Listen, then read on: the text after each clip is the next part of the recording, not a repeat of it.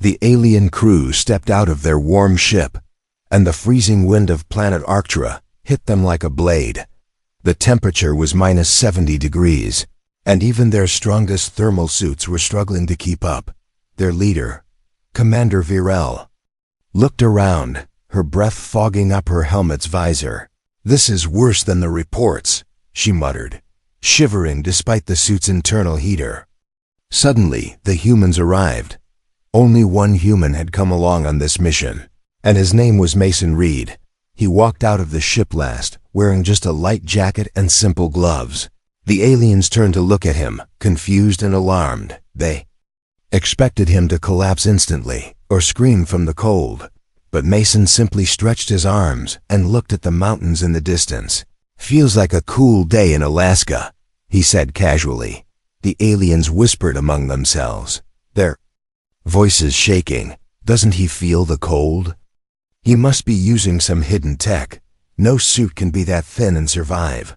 But Mason had no tech, no tricks, just a human body trained by Earth's harsh winters. The crew had come to study rare ice crystals found only on Arctura. They were valuable and powerful energy sources, but the climate made them nearly impossible to collect. Drones had failed before, freezing mid-flight and crashing into the ground. Now the Council sent one human, as an experiment, just to see if the old stories were true, while the aliens huddled together. Setting up camp with shaking hands, Mason began collecting firewood. He picked up broken branches from frost-covered trees, brushing off the ice with his fingers. His face was red from the wind, but he didn't care. The cold seemed to respect him. He used a piece of metal and some dry moss to start a fire. The flames danced and warmth spread in the center of their small camp. The aliens gathered close to the fire, still watching Mason with disbelief. "You know," Mason said, smiling, "I used to go camping in blizzards just for fun." The crew looked at him like he was mad. Commander Virel finally walked up to him. "You are resisting the cold better than our strongest armor," she said slowly. "Yeah," Mason replied. "Humans are weird like that." Later that night, the wind grew even colder. Snowflakes turned sharp like glass, and the storm howled through the valley. The alien tents shook violently. Alarms started beeping from their suits. Temperature warnings, structural damage, power drain. But Mason sat outside the tent, next to the fire, sipping warm broth from a cup. He added more wood to the flames and hummed a tune softly. His face was calm, his hands steady. The aliens stared at him from inside their shelter, confused and scared. Then it happened. One of the crew, young technician Relda, screamed from her tent. Her heater failed, and her suit was freezing up. Before anyone else could move, Mason was already at her side. He pulled her out of the tent and wrapped her in a thermal blanket. Then he carried her to the fire, placed her gently down, and covered her with more insulation. "Breathe slow," Mason said. "Let your core warm up again." Relda looked up at him, her lips blue, her body trembling. You saved me," she whispered. "Of course," Mason said with a shrug. "That's what humans do." Commander Virel stood in silence, watching. She had never seen anyone move that fast in such dangerous cold. She had never seen anyone survive this weather without high-grade alien tech. After a few hours, the storm passed. The sun rose weakly behind thick clouds. Mason stood up, stretching again. "Well, time to go crystal hunting," he said, cheerful as ever. The aliens were still recovering, but they followed him.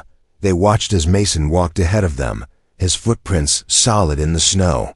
He moved with ease, scanning the ground, picking up glowing blue crystals with bare hands. Where alien machines had failed, the human was succeeding. By the end of the day, Mason had filled 3 storage boxes.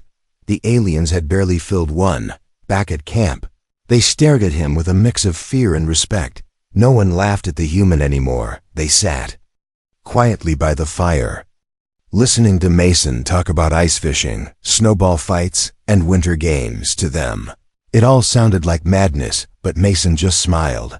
"Cold teaches you things," he said, looking at the snowy horizon. "It teaches you to survive, Commander." Virel turned to her crew. "Record everything," she said. "We've just witnessed something rare." And as the cold wind howled once more, Mason simply tossed another branch into the fire, calm, steady, and completely human. Relda screamed as the sky turned green above them. The clouds boiled like they were alive, and flashes of sickly yellow light danced across the sky. "Get inside." "Acid storm," Commander Virel shouted, her voice sharp with panic. The alien crew scrambled, slipping in the mud, shields flickering as drops of burning liquid began falling from the clouds. They barely made it inside the armored dome, the roof. Groaning as the acid began to sizzle against the metal, all eyes turned to the last one outside Mason. He hadn't moved. He just stood there, staring up at the swirling storm with his hands in his pockets. "What is he doing?" Relda cried, still shaking from the last mission. "He's going to die," another crew member said, voice filled with fear, but Mason didn't even flinch. He calmly pulled out a pair of goggles from his pocket, put them on, and stepped into the open. The acid rain began falling harder, the wind howling like a beast, but Mason was already moving, slow and steady, toward the supply crates they had left outside. Inside the dome, silence fell. No one spoke as they watched the human disappear into the storm. Drops of acid carved deep burns in the ground, melting small rocks and charring the plants. Even the native insects ran for cover beneath the soil. But Mason moved like he knew the storm, like it was an old enemy. He reached the crates and began stacking them onto a hover sled. One by one, box by box, acid sizzling on the surface of his coat. His boots smoked slightly with every step, but he didn't stop. He dragged the sled back toward the dome like he was pulling fire itself. The moment the dome doors hissed open, several aliens ran out to help. They pulled the crates in, then turned back to Mason, expecting to see a ruined figure. But Mason walked in calmly, steam rising from his jacket, acid hissing off the surface. He took off his goggles and dropped them into a bucket of water with a tired sigh. "Storm's just starting," he said. "Might want to double lock the back hatch." Commander Virel stared at him, her mouth half open. "How?" she asked, her voice barely a whisper. "How are you still standing?" Mason looked confused by the question. "Didn't your report say light acid levels?" "This was nothing," he replied, wiping his hands. "Nothing?" Relda said, pointing at the burning holes in the crates. "It eats through steel." "Yeah," Mason nodded, "but not through leather and common sense." They looked at his jacket, old and worn, not alien-made, not high-tech, just human. The acid had scarred it, sure, but hadn't eaten through. And Mason? He didn't have a single burn on his face or hands. Later that night, the storm grew worse. The dome shook under the pressure, and two of the outer fuel tanks ruptured. Emergency lights flickered as smoke filled the lower chambers. The ventilation system shut down to avoid toxic air leaks. They had no choice but to open the backup tunnels and crawl through the ground beneath the station to reach the secondary power core. No alien wanted to do it. The tunnel was narrow, soaked in chemical water, with no working lights and possible cave-ins. But Mason was already lacing up his boots again. "I'll go," he said, grabbing a portable torch and rope. "Alone?" Virel asked, stunned. "Better alone," Mason replied. "I can move fast if I'm not dragging anyone." The tunnel was black and cold, and every step echoed like a whisper in a tomb. Mason moved quickly, using the rope to anchor himself to the pipes above. He slid through sections where the floor had collapsed and even jumped a gap where acid had melted through the rock. He reached the power core within minutes, bypassed the system locks, and rerouted the fuel manually. By the time he returned, soaked and breathing heavily, the power was back. Lights returned across the dome, systems restored. The crew cheered and clapped in relief. Mason leaned against the wall, water dripping from his coat. "Next time," he said with a grin. "You guys owe me a coffee." The crew looked at him like he was a ghost. Varel slowly walked forward, her eyes full of something new: respect, maybe even fear. "You weren't trained for this planet," she said. "Nope," Mason replied. "But Earth trains you for..." Worse. Back in the control room, the crew reviewed the camera footage of the storm. One alien technician zoomed in on Mason's walk through the acid. They watched the acid steam off his coat, the burns forming then fading as he moved. His body handled the pain, the pressure, the poison like he had been made for it. He didn't. "Fight the storm," one alien whispered. He walked with it. No one said anything after that. They all just stared at the screen, the shape of a human moving through death like it was just another day, and in the quiet hum of the power returning. They all understood one truth: humans weren't just survivors, they were storms in flesh. The alien girl screamed when she woke up. She wasn't dreaming, not anymore. The cold was gone, replaced by a strange warmth, not just from the fire near her, but from the way the human looked at her, confused and calm at the same time. She backed away, her hands shaking, but her body betrayed her. Too weak to run, too frozen to fight. She pressed her back against the cave wall. Eyes wide, Jake didn't move. He stayed on his side of the fire. He raised his hands slowly, palms open. "Easy," he said. "You're safe here." Lissa didn't answer. She looked around the cave, trying to understand what happened. Her last memory was the snow, the wind, her body shutting down, and then warmth. Jake tossed a piece of wood into the fire. Sparks flew upward, lighting the walls of the cave in flashes. He leaned back against a rock inside. "Guess you're not one of us," he said, not surprised. "But you didn't fall from heaven either." Lissa blinked, confused. "What's heaven?" she asked, her voice soft. Jake smiled a little. "A place people talk about when they don't understand things." She didn't understand this place either. She was the scientist, the one who observed, measured, and explained, but nothing in her training prepared her for a human like this. Nothing in her education warned her about people who smiled during death weather, or men who built fire with rocks and carried strangers through storms. "Why did you help me?" she asked. Finally, Jake looked at her like the answer was too simple to explain. "Because you needed help," he said. "That's what we do." Lissa stared into the fire. Her people were always careful, always logical. They didn't interfere, didn't feel emotions while on mission. But this man, this human, felt everything and acted with no plan, no benefit, no command. "Your biology is strange," she whispered. Jake raised an eyebrow. "You mean my hands are too big or I don't freeze like you do?" "You should be dead," she said. "You walked through cold that freezes our blood." Jake stood up, stretched his arms, and walked toward the entrance of the cave. The wind slapped his face, but he didn't flinch. He picked up a handful of snow and tossed it at her feet playfully. "Yeah, but it's just snow," he said. "It melts." Lissa looked at the snow like it was poison.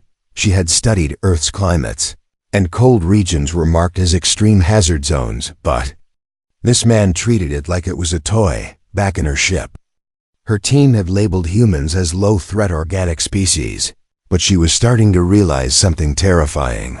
They were wrong. Later that night, Jake started cooking something strange over the fire. It sizzled and smelled sharp, he called it fish stew. Lissa was afraid to eat it, but hunger won the battle. As she tasted it, her eyes widened. It was hot, salty, rich survival in a bowl. Jake chuckled. "Told you it's good." She finished the bowl quietly, her thoughts racing. Every alien in the galaxy feared exposure. Storms, disease, but this man just lived with it. Adapted like it was second nature. She remembered her commander's words. "If you see anything strange, report it immediately." But how do you report something that makes no sense? How do you explain a species that should be dead, but smiles instead? Jake leaned back, arms behind his head, looking at the cave ceiling. "You're not the first outsider I've met," he said suddenly. Lissa's eyes narrowed. "There were others?" He nodded slowly. "Couple of years back, something crashed near the ridge. I helped that one too." "What happened to them?" she asked. Jake's face darkened, just for a second. They left, he said. Didn't say goodbye. Silence returned, only the fire spoke now. But Lissa could feel something else in the air, something heavy. Humans weren't just survivors. They were stubborn, loyal, strange, and maybe a little broken. She didn't know what the next day would bring, but she knew one thing for sure. Her report to command would change everything, because the man beside her wasn't weak. He wasn't fragile, and most of all, he wasn't alone. If all humans were like this, then the galaxy wasn't ready for Earth. Asterisk, the snow didn't stop. It just kept falling like the sky had no bottom. The winds cried like old ghosts, howling through the rocks and trees. But the man named Jake was laughing. He stood outside the cave, arms wide, face turned toward the sky. His breath made clouds in the air. His coat flapped behind him like a flag. Lissa watched from the cave, shivering under a blanket. She couldn't believe what she was seeing. The temperature was below freezing. Her data showed that exposure beyond 10 minutes would cause damage to her kind. Jake had been out there for 20 minutes, and he was grinning like a child. Then he started building something again. With bare hands, he moved snow, stacked branches, tied pieces together using vine and frozen thread. She didn't understand what it was at first, but it slowly took shape, a strange, tall structure like a tower of snow and sticks. He stepped back, proud, and gave a nod to the cold wind. Then he looked back at her and shouted, "Want to help me build a second one?" She didn't move. Her alien mind kept repeating the same question. What kind of being plays with death like it's a game? Back aboard her ship, Commander Virel paced inside the control deck. The signal was weak, but Lissa's last report had sent back one clear message. Subject demonstrates extreme tolerance to cold and weather. That message alone sent shock through the entire crew. A council of scientists gathered to discuss it. None of them believed the full report. They said it had to be exaggerated. So the commander gave a new order. If the human can survive mild storms, she said, let's see what he does with a real one. Deep in the mountains, the aliens deployed a weather manipulator, a black metal machine buried under the ice, able to twist the atmosphere and summon storms. They called it the trial. It was never used on a living being before, because no living thing was expected to survive it. But Jake wasn't warned. He was sitting beside the fire, boiling snow for tea. When the wind shifted, Lissa felt it first, a strange pressure in her chest. The clouds changed color, becoming thick and greenish-gray. The air dropped by 10 degrees in less than a minute. Jake stood and looked around, then gave a small whistle. "Well," he said, "that's new." Then the sky cracked open, not with lightning, but with fire ice. Chunks of ice glowing red fell from above. Burning on contact, Lissa screamed and ran back into the cave. Jake ran too, but not out of fear. He ran to pull his shelter tighter, to cover the fire, to protect the supplies. His coat caught one of the fire ice chunks and burned through the sleeve. He shook it off like it was nothing. "Come on, not the jacket," he muttered. The cave shook again, stronger this time. Smoke rolled in from the north. Trees cracked and exploded from temperature shock.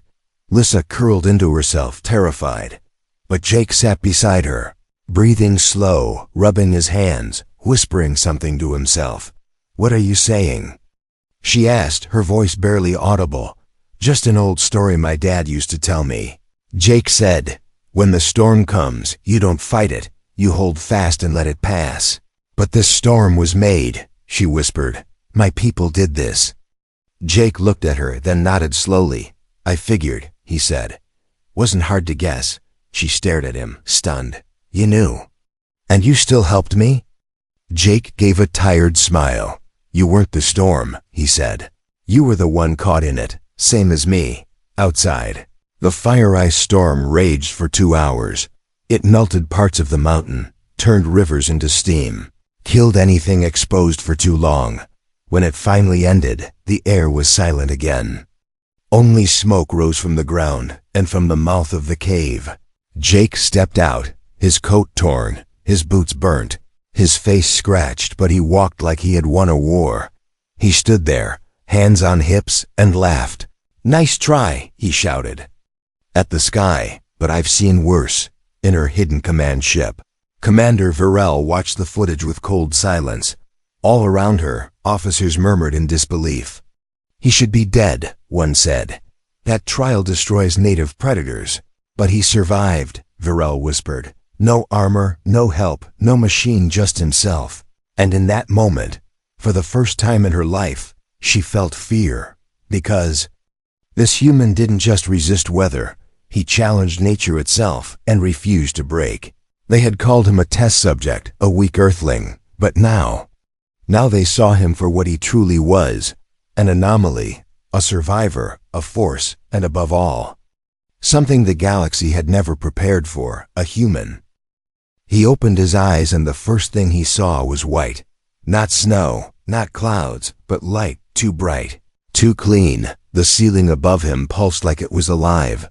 The floor under him was soft, humming quietly like it breathed. Jake tried to sit up, but something was wrong.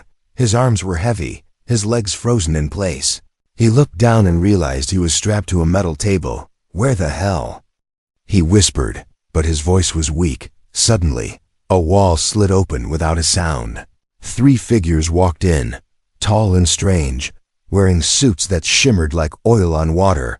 One of them leaned forward, eyes glowing behind a smooth face shield. "Human." "Subject is awake," the voice said, flat and cold. "Begin analysis." Jake tensed, eyes scanning the room. There were no doors, no windows, only machines beeping, flashing, watching. His heart beat faster, but he didn't scream. He just stared at them, calm and angry. From behind the group, another figure stepped forward. Lissa, her face pale, her eyes full of guilt. "Jake," she whispered. "I didn't know they'd do this." Jake didn't say anything. He didn't need to. His silence said everything. Commander Virel entered last, tall and proud. She stared at the human like he was a puzzle that refused to be solved. "We gave you every chance," she said, "and you survived things that kill our strongest soldiers. We need to understand you." Jake gave her a smile that had no humor in it. "You could have asked," he said. Virel waved her hand and the table tilted upward, lifting him halfway.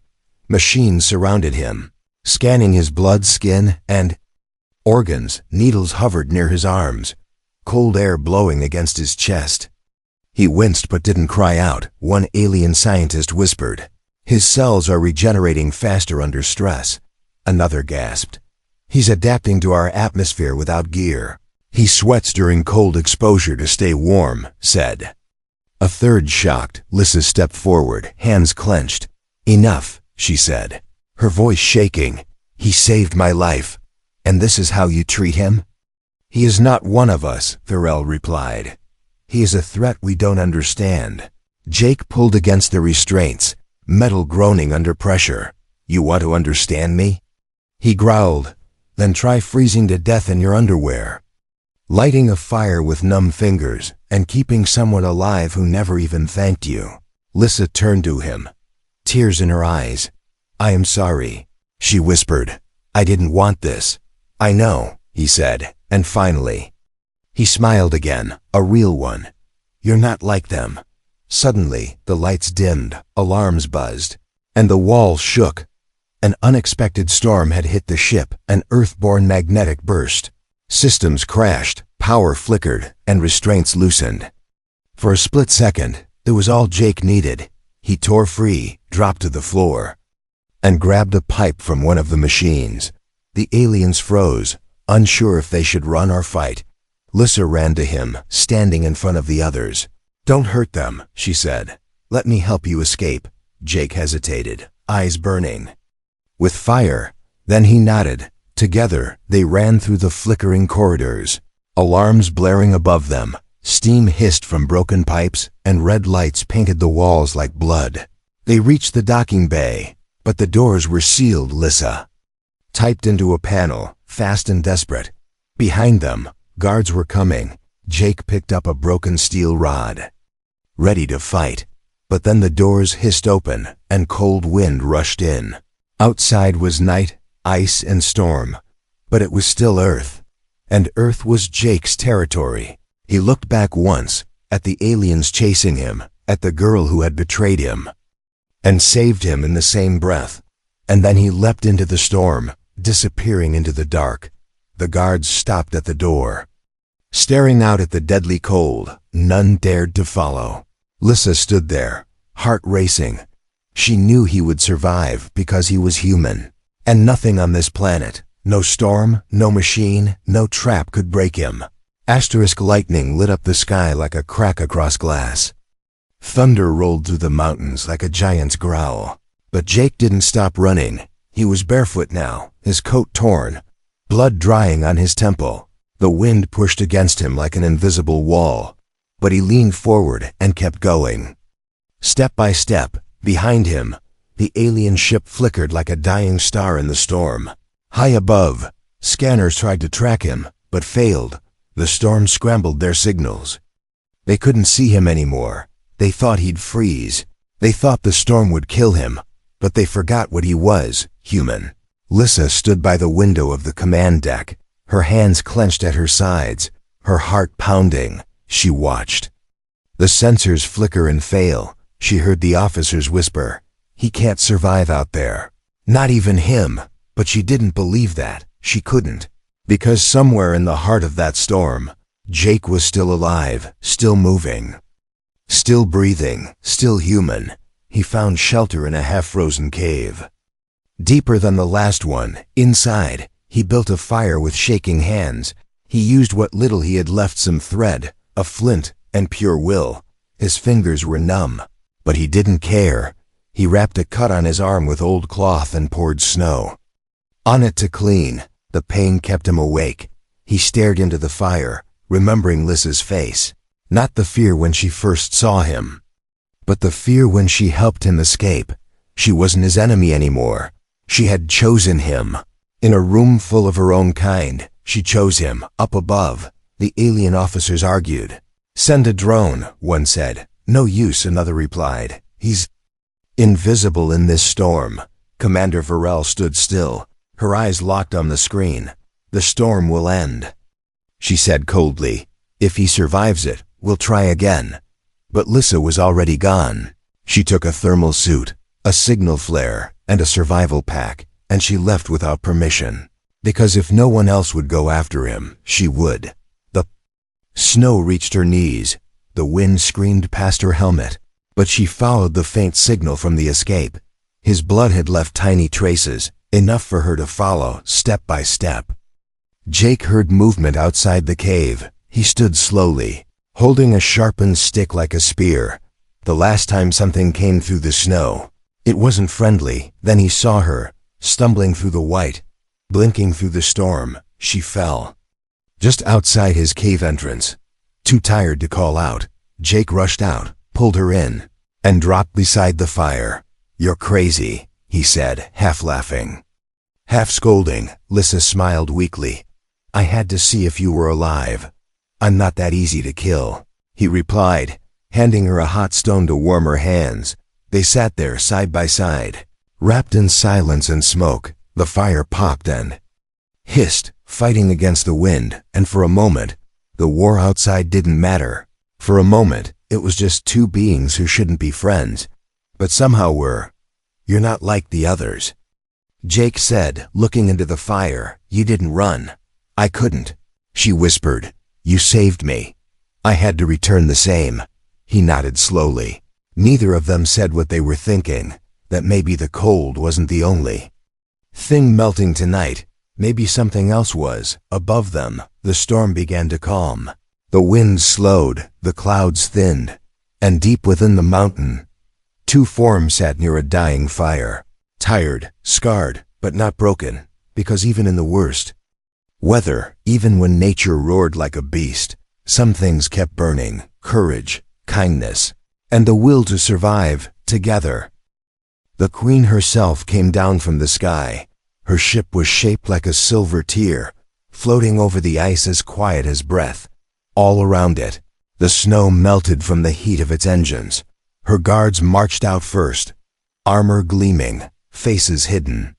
Then she walked out slowly, tall, calm, powerful, and her eyes searched the mountain until they locked onto the cave. The wind had stopped now, the storm had passed, but its memory still clung to the trees like frost. Inside the cave, Jake stood up, his body aching but steady. He had heard the engines hum. He knew someone important had come. Beside him, Lissa touched his arm.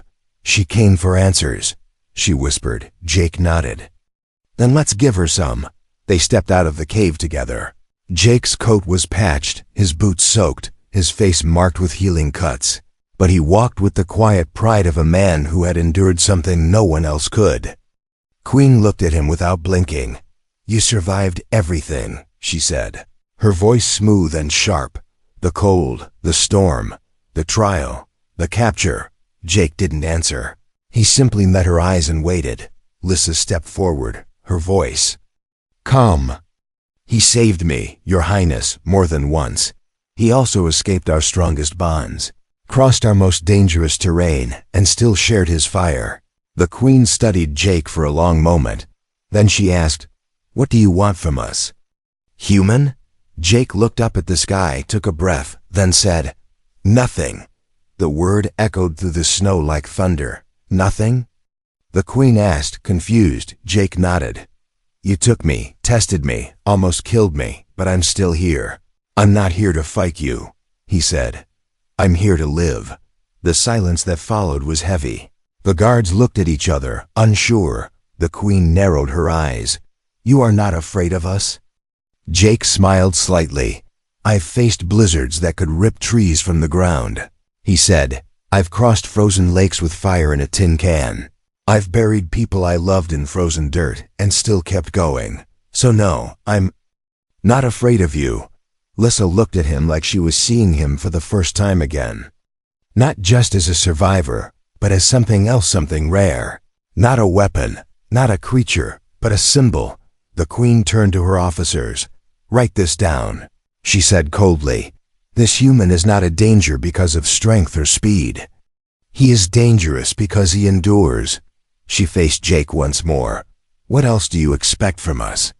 she asked quietly. Jake looked at Lissa, then back at the Queen. "Respect," he said. "That's all any human ever really wanted." The wind picked up again, gentle this time. The sun peeked through gray clouds, turning the snow gold. Queen gave a single nod. "You have it," she said. Then she turned and walked back into her ship. The guards followed, silent and stunned. The ship lifted slowly, disappearing into the sky without sound.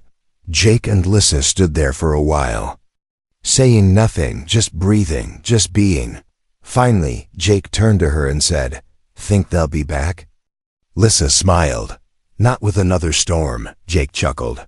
"Good," he said. "One's enough." They walked back into the cave together. The fire had gone out, but they didn't need it anymore, because they had made it, not just through the weather, not just through pain, but through misunderstanding, fear, and silence. And somewhere, deep in the alien records, one line would remain. Humans do not conquer nature, they survive it. And sometimes they survive us too.